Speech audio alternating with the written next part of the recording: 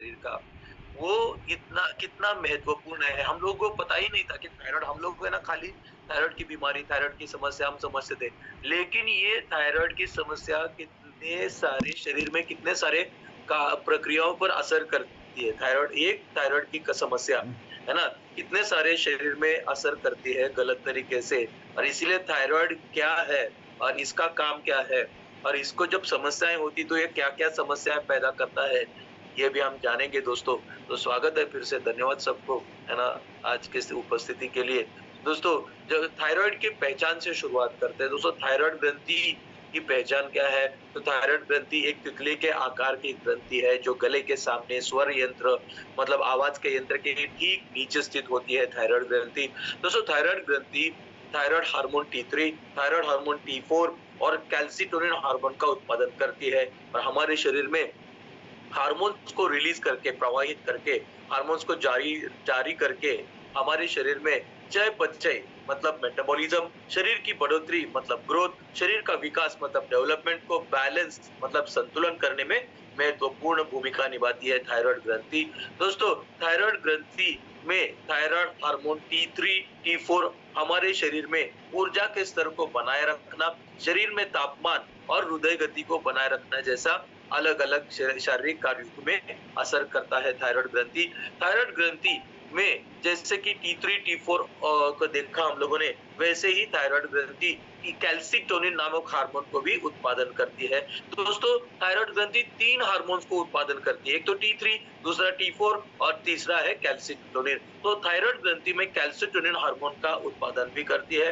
Calcitonin hormone रक्त में calcium के स्तर को विनियमित करने में मदद करता है, बैलेंस करने में मदद करता है। मतलब अगर हमारे शरीर में कैल्शियम कम भी है तो बढ़ाएगा, आदि ज्यादा भी है तो भी उसको कम करेगा। मतलब बैलेंस मतलब करता है कैल्सिटोनिन नामक हार्मोन कैल्शियम को हमारे शरीर में।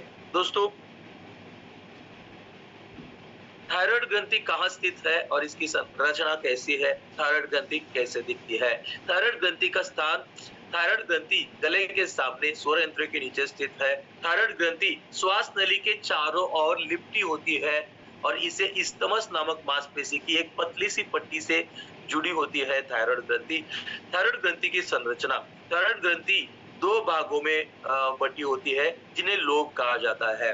तो श्वास नली के प्रत्येक तरफ एक दायां लोब और बायां लोब, और थायराइड ग्रंथि तितली के आकार की होती है। तो थायराइड ग्रंथि 2 हिस्सों में बटी होती है दोस्तों, एक तो दायां लोब और बायां लोब, और ये दो दो लोब में बटी होती है थायराइड ग्रंथि, और तितली के आकार की होती है थायराइड ग्रंथि। थायराइड ग्रंथि का वजन आमतौर पर 20 से 60 ग्राम तक होता है दोस्तों। और इस तरह से, और थायराइड ग्रंथि का काम क्या है, कार्य क्या है, थायराइड ग्रंथि कैसे काम करती है? हार्मोन उत्पादन, थायराइड ग्रंथि थायराइड हार्मोन T3, T4 और कैल्सिटोनिन का उत्पादन करती है। और इसमें जो कैल्सिटोनिन है, थायराइड ग्रंथि का जो तीसरा हार्मोन कैल्सिटोनिन है, कैल्सिटोनिन थायराइड ग्रंथि द्वारा उत्पादित एक हार्मोन है, जो रक्त में कैल्शियम के स्तर को नियंत्रित करने में मदद करता है, कैल्सिटोनिन। और यही थायराइड ग्रंथि चयापचय विनियमन भी करती है। थायराइड हार्मोन शरीर की चयापचय दर को नियंत्रित करते हैं, और भोजन को ऊर्जा में बदलने की प्रक्रिया में मदद करते हैं। दोस्तों, चयापचय मतलब क्या कहते हैं, उसको मेटाबॉलिज्म कहते हैं अंग्रेजी में। मेटाबॉलिज्म मतलब चयापचय क्या होता है? मेटाबॉलिज्म मतलब चयापचय क्या होता है कि हमारे भोजन को ऊर्जा में बदलने की प्रक्रिया को चयापचय मतलब मेटाबॉलिज्म कहा जाता है दोस्तों, है ना?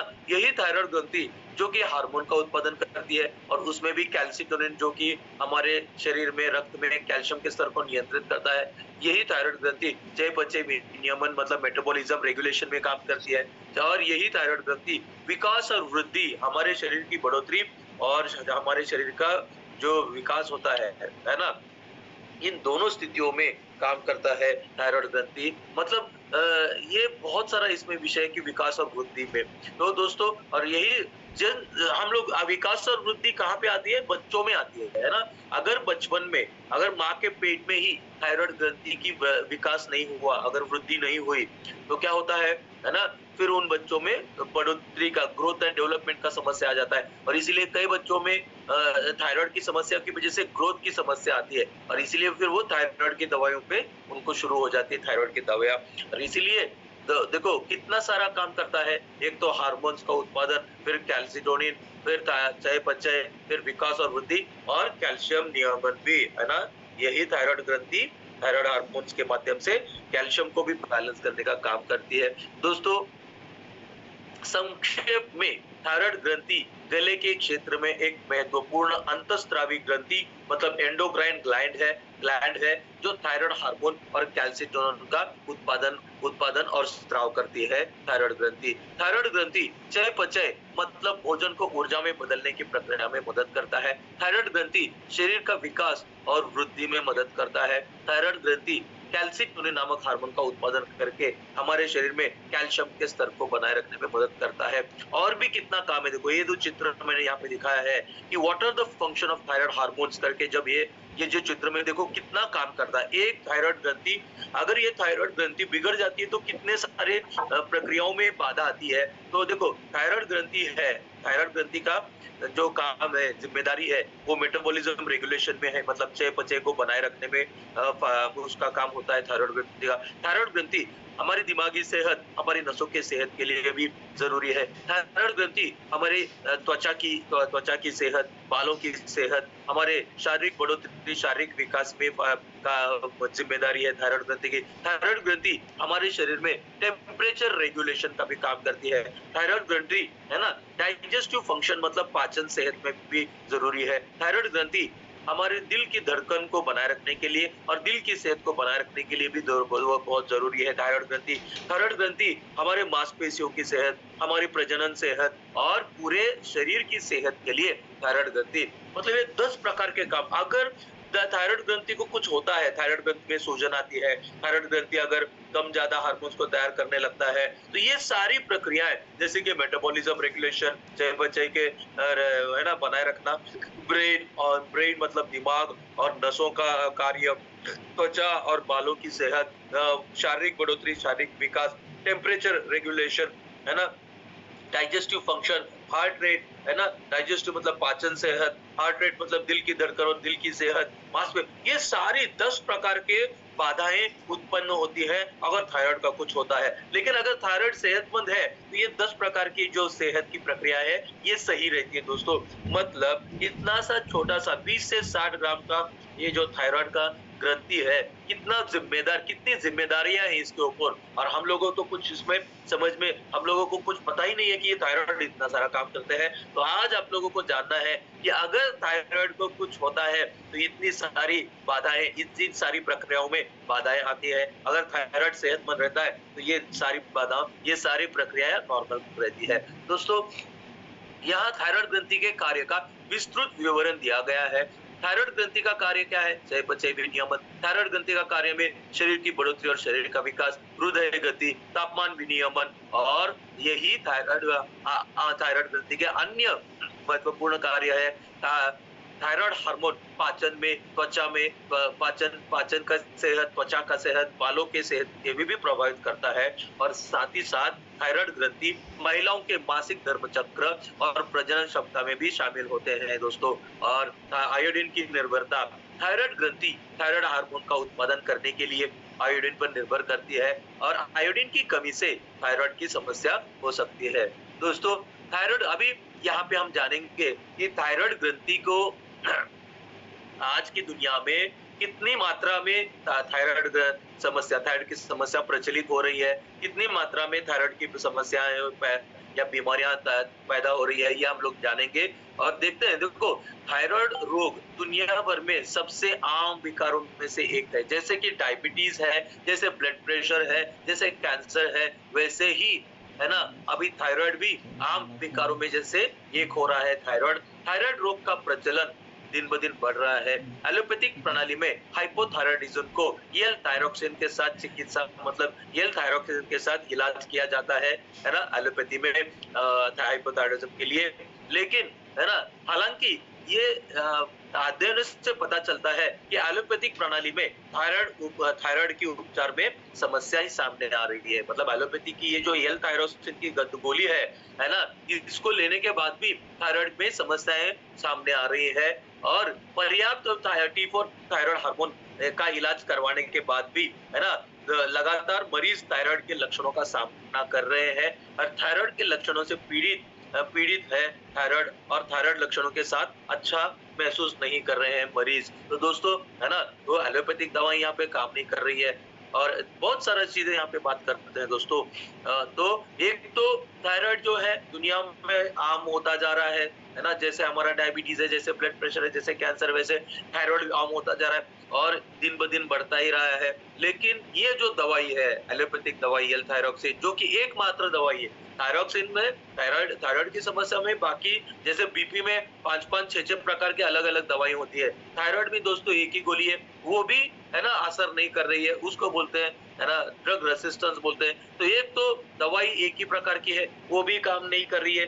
काम नहीं कर रही है तो थायराइड थायराइड ठीक नहीं हो रहा है, थायराइड की समस्याएं बढ़ रही है और दूसरी तरफ से यही गोली, थायराइड की गोली जो काम नहीं कर रही है, ये साइड इफेक्ट भी कर रही है। एक तरफ से काम नहीं कर रही है, दूसरी तरफ से साइड इफेक्ट कर रही है और मतलब एक तरफ से काम कर रही है मतलब थायराइड भी ठीक नहीं हो रहा है, दूसरी तरफ से वजह से साइड इफेक्ट्स की वजह से बहुत सारा प्रॉब्लम खड़ा हो रहा है दोस्तों, शारीरिक समस्याएं खड़ी हो रही है साइड इफेक्ट्स की वजह से। कितना जटिल, कितना कॉम्प्लिकेशंस बढ़ रहा है यहाँ पे। और इसीलिए आज जो है यहाँ पे उपचार, थायराइड के उपचार और प्रबंधन के लिए आयुर्वेदिक विज्ञान और आयुर्वेदिक जड़ी बूटियों के माध्यम से धन्वंतरी लेकर आए हैं हमारा थायराइड के टैबलेट दोस्तों। और इसीलिए जहाँ पे दुनिया में बड़े से बड़े एंडोक्रोनोलॉजिस्ट, मतलब थायराइड के जो डॉक्टर होते हैं, एंडोक्रोनोलॉजिस्ट दोस्तों, बड़े से बड़े एंडोक्रोनोलॉजिस्ट डॉक्टर के पास भी, है ना, जहाँ पे थायराइड के पास इलाज होते हुए भी कोई फायदा नहीं हो रहा है, इलाज होते हुए भी वहां पे धन्वंतरी का थायराइड के टैबलेट के साथ साथ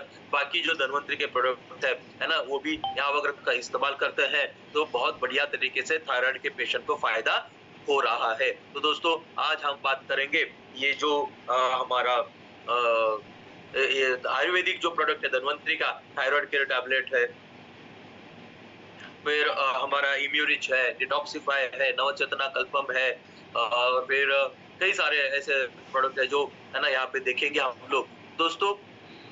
और अभी हम लोगों ने देखा कि ये दुनिया भर में थायराइड की क्या स्थिति है। अभी हम देखेंगे थायराइड के अलग-अलग विकार क्या होते हैं। तो थायराइड के विकारों में हाइपोथायरायडिज्म होता है दोस्तों। हाइपोथायरायडिज्म तब होता है जब थायराइड ग्रंथि पर्याप्त थायराइड हार्मोन का उत्पादन नहीं करती है, जिससे थकान, वजन का बढ़ना या ठंड के प्रति संवेदनशीलता जैसे लक्षण दिखाई देते हैं। ये होता है हाइपोथायरायडिज्म। हाइपरथायरायडिज्म तब होता है जब थायराइड ग्रंथि बहुत अधिक थायराइड हार्मोन का उत्पादन करती है, जिसके परिणाम स्वरूप वजन का कम होना, तेज दिल की धड़कन और चिंता जैसे लक्षण दिखाई देते हैं दोस्तों हाइपरथायरायडिज्म में। उसके बाद और भी अलग-अलग अन्य विकार हैं थायराइड के, जैसे कि थायराइड की गंडमाला, है ना, मतलब यहाँ पे थायराइड का, है ना, गंडमाला, जैसे गलगंड जिसको बोलते हैं मराठी में हम लोग, तो गंडमाला मतलब गॉइटर बोलते हैं जिसको, थायराइड का गॉइटर मतलब गंडमाला। थायराइड के नोड्यूल्स, नोड्यूल्स मतलब जैसे कि थायराइड के ऊपर छोटे-छोटे गांठे उभर आना, थायराइड नोड्यूल्स और थायराइड कैंसर भी शामिल है अन्य विकारों में। तो इस तरह से थायराइड के विकार में हाइपोथायरायडिज्म, हाइपरथायरायडिज्म, थायराइड की गंडमाला मतलब गॉइटर और थायराइड नोड्यूल्स और थायराइड कैंसर, ये और थायराइडाइटिस। थायराइडाइटिस मतलब ये प्रकार का हमारा थायराइड का सूजन, ये सारे थायराइड के अलग-अलग विकार और समस्या बीमारी है दोस्तों। है ना, तो कम सक्रिय थायराइड के लक्षण, कम सक्रिय थायराइड मतलब हाइपोथायरायडिज्म, अंडर एक्टिव थायराइड जिसको बोलते हैं, कम सक्रिय मतलब अंडर एक्टिव थायराइड, जिसको हाइपोथायरायडिज्म भी कहा जाता है दोस्तों। तो कम सक्रिय थायराइड हाइपोथायरायडिज्म के कई लक्षण है। कम सक्रिय थायराइड मतलब हाइपोथायरायडिज्म के लक्षण आमतौर पर धीरे-धीरे विकसित होते हैं और आपको कई सालों तक पता ही नहीं चलता कि आपको कोई मेडिकल की समस्याएं है। तो हाइपोथायरायडिज्म जैसी समस्या दोस्तों इस तरह से होती है कि पता ही नहीं चलता, सालों साल, 3-3, 4-4 साल पता ही नहीं चलता कि मेरे को थायराइड की समस्या होती है। ऐसे बहुत धीमे तरीके से ये लक्षण बढ़ते रहते हैं थायराइड के लक्षण दोस्तों। इस तरह से, है ना, तो क्या-क्या लक्षण हम लोगों को देखना पड़ता है कि अगर थायराइड है तो क्या-क्या लक्षण हो सकते हैं। तो किसी को अगर थकान है, ठंड के प्रति संवेदनशीलता है, ठंड के प्रति संवेदनशीलता मतलब साधारण बैठे-बैठे गर्मी में भी उनको ठंड लगने लगती है ना, तो ठंड के प्रति संवेदनशीलता होना ये थायराइड का लक्षण है। अगर वजन बढ़ रहा है या वजन कम भी हो रहा है तो भी थायराइड का लक्षण है दोस्तों। कब्ज का प्रॉब्लम, अवसाद मतलब डिप्रेशन, धीमी गति से चलना या धीमी गति से सोचना, मांसपेशियों में दर्द और मांसपेशियों में कमजोरी, मांसपेशियों में ऐंठन, सूखे और पपड़ीदार त्वचा, नाजुक बाल और नाखून, कामेच्छा में कमी, हाथ और उंगलियों में दर्द, सुन्नता, झुनझुनी और सनसनी। दोस्तों, अनियमित मासिक धर्म या बारीक मासिक धर्म। महिलाओं में क्या लक्षण होते हैं? महिलाओं में, युवा महिलाओं में अनियमित मासिक धर्म या भारी मासिक धर्म। और जो बुजुर्ग लोग होते हैं उनमें कैसे लक्षण होते हैं? तो कम सक्रिय थायराइड वाले बुजुर्ग लोगों को याददाश्त की समस्या, अवसाद हो सकता है। और बच्चों में कैसा होता है लक्षण? तो बच्चों में धीमी वृद्धि और विकास का अनुभव हो सकता है। और किशोरों में क्या होता है लक्षण? किशोरों में यौवन को सामान्य से पहले शुरू हो जाता है, मतलब सामान्य उम्र के से पहले ही यौवन की जो प्रक्रिया है, जो वो मतलब टीनेज की प्रक्रिया, वो प्यूबर्टी की प्रक्रिया वो शुरू हो जाती है। तो इस तरह से महिलाओं में हम लोगों ने देखा कि महिलाओं में अनियमित मासिक धर्म या भारी मासिक धर्म, बूढ़े लोगों में याददाश्त की समस्या या डिप्रेशन, अवसाद हो सकता है। बच्चों में, जो छोटे बच्चे होते हैं, 3 साल से 10 साल के बच्चे होते हैं, उनमें क्या होती है? धीमी वृद्धि और विकास का, धीमी विकास और धीमी वृद्धि का अनुभव होता है। और किशोरों में क्या होता है? 12 से 18-19 साल के किशोरों में क्या होता है? ये यौवन जो होता है, उनका यौवन सामान्य से पहले ही शुरू हो सकता है। तो ये सारे लक्षण है। और भी लक्षण है दोस्तों, तो ये धीमी और कर्कश आवाज, ये भी थायराइड के लक्षणों को, आप लोगों को ये भी एक प्रकार का थायराइड का लक्षण है। सूजा हुआ चेहरा, पतली या आंशिक रूप से गायब भौहें। भौहों में क्या होता है? हमारे भौहें के जो बाल है वो गायब हो जाते हैं, है ना। और इस तरह से धीमी हृदय की गति, सुनने में कमी और एनीमिया, एनीमिया मतलब खून की कमी, ये भी है ना थायराइड के लक्षणों का हम लोग देख सकते हैं कि थायराइड के लक्षणों में आता है दोस्तों, है ना। तो भारत में थायराइड के विकारों के सामान्य कारणों में आयोडीन की कमी, हाशिमोटो-थायराइडाइटिस और ग्रेव्स रोग जैसे ऑटोइम्यून बीमारियां और कुछ दवाएं भी शामिल है। आयोडीन की कमी एक प्रमुख कारण है। हाइपोथायराइडिज्म और गंडमाला का कारण बन सकती है। ऑटोइम्यून स्थितियां जहाँ पे हमारी ही रोग प्रतिकार क्षमता, है ना, थायराइड पर हमला करती है, ऐसे स्थिति को ऑटोइम्यून स्थितियां कहते हैं।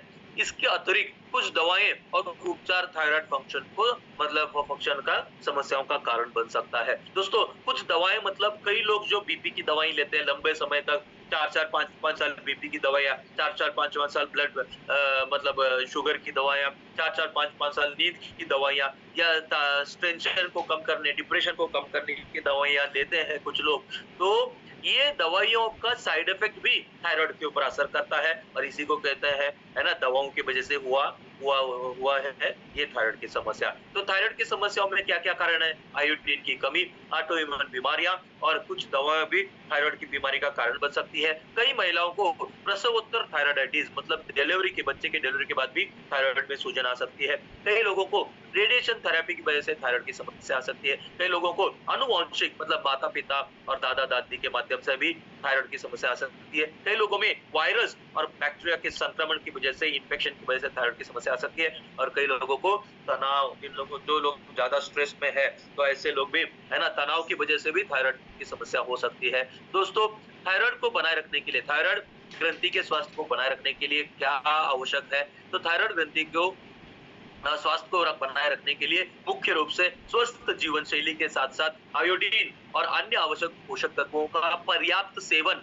सुनिश्चित करना शामिल है। संतुलित आहार, नियमित व्यायाम, तनाव का प्रबंधन, मतलब स्ट्रेस मैनेजमेंट भी थायराइड स्वास्थ्य के लिए बहुत महत्वपूर्ण है। मुख्य पोषक तत्वों का और आहार संबंधी विचारों में आयोडीन की जरूरत है, बी विटामिन की जरूरत है, एंटीऑक्सीडेंट की जरूरत है। अन्य पोषक तत्व जैसे कि मैग्नीशियम, विटामिन बी, डी भी थायराइड स्वास्थ्य को भूमिका निभा सकते हैं, और कुछ मामलों में इन्हें सप्लीमेंट की तरह लेना आवश्यक हो जाता है दोस्तों, है ना। आयोडीन, बी विटामिन, एंटीऑक्सीडेंट और मैग्नीशियम, विटामिन डी जैसी स्थितियों में। दोस्तों, थायराइड, स्वस्थ थायराइड के लिए जीवन शैली के बदलाव में किए जाने वाले कारक क्या है? तो तनाव प्रबंधन, मतलब स्ट्रेस मैनेजमेंट बहुत जरूरी है। नियमित व्यायाम बहुत जरूरी है। संतुलित आहार बहुत जरूरी है। नियमित जांच, साल में एक बार तो थायराइड की जांच करवानी, भले आपको थायराइड है या थायराइड नहीं है, दोनों स्थितियों में नियमित जांच करना जरूरी है। तो संक्षेप में, थायराइड स्वास्थ्य को बनाए रखने में पोषक तत्वों से भरपूर आहार, स्वस्थ जीवन शैली और थायराइड फंक्शन की निगरानी और किसी भी संभावित समस्या का समाधान करने के लिए नियमित चिकित्सा जांच का संयोजन शामिल है। दोस्तों, तो अब तक हम लोगों ने थायराइड की समस्याएं, थायराइड की सेहत, थायराइड कैसे काम करता है और थायराइड की समस्याएं क्यों हो सकती है, हम लोगों ने देखा। अभी हम देखते हैं कि थायराइड केयर टैबलेट में, है ना? थायराइड केयर टैबलेट में ये जो 10 प्रकार की जड़ी-बूटियाँ हैं, कचनार है, गुगुल है, वरुण छाल, दारू हल्दी, गिलोय, नीम, त्रिकटु, पुनर्नवा, काली मिर्च और अश्वगंधा, ये 10 प्रकार की जड़ी-बूटियाँ कैसे थायराइड में मदद करती हैं, हम लोग देखते हैं दोस्तों। तो शुरुआत करते हैं कचनार से। कचनार में ऐसे गुण होते हैं जो थायराइड के कार्य को विनियमित करने में सहायता करते हैं। कचनार का उपयोग अक्सर थायराइड हार्मोन को संतुलित करने और स्वस्थ थायराइड ग्रंथि को समर्थन करने के लिए किया जाता है। और ये कब बोला गया दोस्तों? 1 मई 2024 में ये बोला गया कि कचनार, है ना, थायराइड के कार्य को विनियमित करता है। थायराइड के हार्मोन को संतुलित करता है कचनार। कचनार थायराइड की समस्याओं को ठीक करता है ना? ये बहुत बढ़िया मतलब इम्पोर्टेंट पॉइंट है कि कचनार थायराइड, जबकि थायराइड की समस्याओं को ठीक करने के लिए सालों-साल रियल थायरॉक्सिन नाम की गोली लेने के बाद भी सालों-साल ठीक नहीं होती है। लेकिन कचनार जड़ी-बूटी थायराइड की समस्याओं को पूरी तरह से ठीक करता है। जब थायराइड ग्रंथि पर्याप्त थायराइड हार्मोन का उत्पादन नहीं करती है, तो हाइपोथायरायडिज्म होता है। कचनार हाइपोथायरायडिज्म की स्थिति शरीर के चयापचय और प्रतिरक्षा को प्रभावित करता है। दोस्तों, कचनार, हालांकि कचनार पाउडर को अन्य आयुर्वेदिक जड़ी-बूटियों के साथ लेने से हाइपोथायरायडिज्म को आसानी से इलाज किया जा सकता है। ये भी वाक्य बहुत जरूरी है दोस्तों कि कचनार को अन्य जड़ी-बूटियां को साथ लेने से है ना, आसानी से इलाज किया जा सकता है। ये कब बोला गया? 3 मार्च 2025 को बोला। तो कचनार में ऐसे लाभकारी गुण हैं जो थायराइड नोड्यूल्स, आपको पता है थायराइड नोड्यूल्स में क्या इलाज किया जाता है? थायराइड नोड्यूल्स में रेडिएशन थेरेपी दिया जाता है, जबकि रेडिएशन थेरेपी से नोड्यूल्स तो ठीक होते ही नहीं है, लेकिन रेडिएशन थेरेपी का साइड इफेक्ट ज्यादा होता है दोस्तों। और ऐसे थायराइड नोड्यूल्स में जहाँ की रेडिएशन थेरेपी दिया जाता है, ऐसे में अगर कचनार क्या करता है, थायराइड नोड्यूल्स को कम कर सकता है और थायराइड स्वास्थ्य को समर्थन मतलब सपोर्ट करता है कचनार नोड्यूल्स। कचनार दोस्तों, कचनार के बाद आता है गुग्गुल। तो गुग्गुल एक आयुर्वेदिक गोंद पदार्थ है जो थायराइड के कार्य को बढ़ाकर हार्मोनल संतुलन के सुधार करके थायराइड और स्वास्थ्य को संभावित रूप से लाभ पहुंचाता है। दोस्तों, कुछ अध्ययनों से पता चलता है कि गुग्गुल 33 उत्पादन को बढ़ा सकता है। गुग्गुल हाइपोथायरायडिज्म के कारण धमनियों में जो चर्बी का ब्लॉकेज का निर्माण रोककर गुग्गुल हृदय के स्वास्थ्य को बेहतर बनाने के लिए भी जाना जाता है। दोस्तों, गुग्गुल के बाद आता है वरुण छाल। वरुण छाल के अर्क में एंटी हाइपोथायराइड, मतलब जहाँ पे हाइपोथायरायडिज्म के विरोध में काम करता है। एंटी हाइपोथायराइड मतलब हाइपोथायराइड को जो समस्या है, हाइपोथायराइड की समस्याओं के विरोध में काम करके हाइपोथायराइड को ठीक करने में मदद करता है वरुण छाल और कचनार। तो दोस्तों, वो कचनार का उपयोग हाइपोथायरायडिज्म के प्रबंधन के लिए व्यापक रूप से किया जा रहा है। इस प्रकार से परीक्षण दवाओं के संभावित प्रभाव को ध्यान में रखते हुए उन्हें हाइपोथायरायडिज्म के प्रबंधन में उनकी प्रभावकारिता का मूल्यांकन करने के लिए चुना गया है वरुण छाल और कचनार को। दोस्तों, आयुर्वेद में थायराइड का स्वास्थ्य अग्निमंद, मतलब जिन लोगों को कम भूख है, जिन लोगों में भोजन अपचित होता है, मतलब भोजन हजम नहीं होता है, और जिनके त्रिदोषों में त्रिदोष, है ना, वात पित्त कफ नाम के त्रिदोष बिगड़ गए हैं और जिनमें धातुओं की कमी होगी, विशेष रूप से रस धातु और मेद धातु की कमी है, ऐसे लोगों में थायराइड की समस्या हो सकती है। ऐसे स्थिति में वरुण छाल ने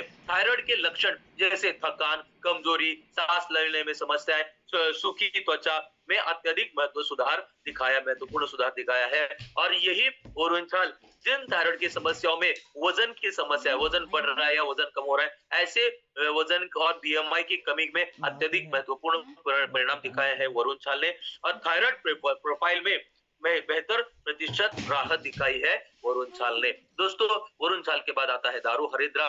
तो दोस्तों, दारू हरिद्रा एक आयुर्वेदिक जड़ी बूटी है जिसका उपयोग कभी-कभी पारंपरिक चिकित्सा में थायराइड विकारों के प्रबंधन के लिए किया जाता है, क्योंकि दारू हरिद्रा में संभावित सूजन विरोधी और विषहरण मतलब डिटॉक्सिफिकेशन गुण होता है। दारू हरिद्रा में सूजन विरोधी और विषहरण मतलब डिटॉक्सिफिकेशन के गुण होता है और इसकी वजह से दारू हरिद्रा का उपयोग आयुर्वेद की दृष्टिकोण में सहायक, थायराइड की सेहत में सहायक घटक के रूप में किया जाता है। दारू हरिद्रा अपने उच्च बर्बरीन सामग्री, दारू हरिद्रा में बर्बरीन नाम की एक सामग्री तत्व होता है और दारू हरिद्रा अपने उच्च बर्बरीन सामग्री के लिए जाना जाता है। जो दारू हरिद्रा एंटीऑक्सीडेंट और सूजन विरोधी गुण सहित विभिन्न औषधि प्रभावों वाला एक अल्कोलाइड होता है। बर्बरिन नामक तत्व दारू हरिद्रा में। दोस्तों दारू हरिद्रा के बाद आता है ना, गिलोय मतलब गुडुचि। थायराइड से पीड़ित महिलाओं के लिए बहुत फायदेमंद है गिलोय। आयुर्वेद के अनुसार गिलोय, जिसे गुडुचि भी कहा जाता है, थायराइड रोगियों के लिए कई तरह से फायदेमंद साबित हुआ है ना। गिलोय मतलब गुडुचि में इम्यूनिटी रेगुलेटर होने में होते गुण होते हैं, है ना।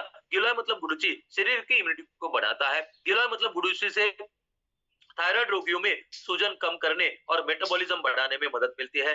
गिलोय मतलब गुडुचि थायराइड रोगियों में ब्लड शुगर लेवल और ब्लड प्रेशर को भी कंट्रोल रखता है। गिलोय मतलब गुडुचि थायराइड फंक्शन में सुधार करके शरीर में हार्मोन्स के संतुलन को बनाए रखने में मदद करता है। दोस्तों अगला है नीम, है ना। तो आयुर्वेदिक परंपरा में नीम और कचनार को थायराइड असंतुलन को दूर करने और समग्र स्वास्थ्य को बढ़ावा देने के लिए मिलाया गया है। माना जाता है कि नीम और कचनार का संयोजन थायराइड हार्मोन के स्तर को नियंत्रित करने, सूजन को कम करने और पाचन को क्रिया को बेहतर बनाने में मदद करता है, जो अप्रत्यक्ष रूप से थायराइड फंक्शन का समर्थन करता है। नीम और कचनार, विशेष रूप से नीम और कचनार अपने इम्यूनो मॉड्यूलेटरी, एंटी ट्यूमर और एंटी कैंसर, थायराइड के जो गांठें, थायराइड के ऊपर जो गांठें आती हैं उन गांठों को मिटाना मतलब एंटी ट्यूमर काम भी करता है नीम और कचनार थायराइड के टैबलेट के माध्यम से। अगर थायराइड में कैंसर की स्थिति बन रही है तो इस कैंसर एंटी कैंसर गुणों की वजह से कैंसर की स्थिति को दूर मिटाने में काम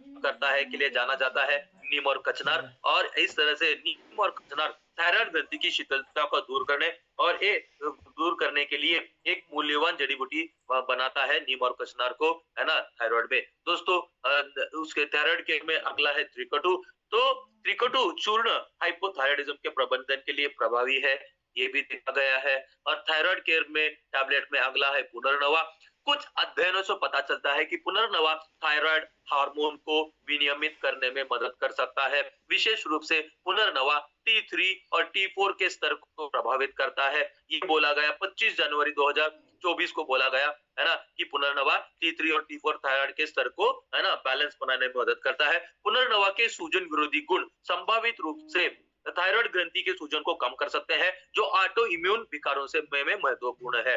प्रारंभिक शोध ने थायराइड स्थितियों में पुनर्नवा के लाभों को साबित किया है। दोस्तों उसके बाद आता है काली मिर्च, जैसे कि, है ना, डॉक्टर डाइट क्लिनिक की डाइटिशियन डॉक्टर शिवानी शर्मा के अनुसार काली मिर्च एक आम रसोई का मसाला है जो स्वाद के अलावा और भी बहुत कुछ प्रदान करता है। काली मिर्च में पिपरिन होता है। दोस्तों काली मिर्च में पिपरिन होता है।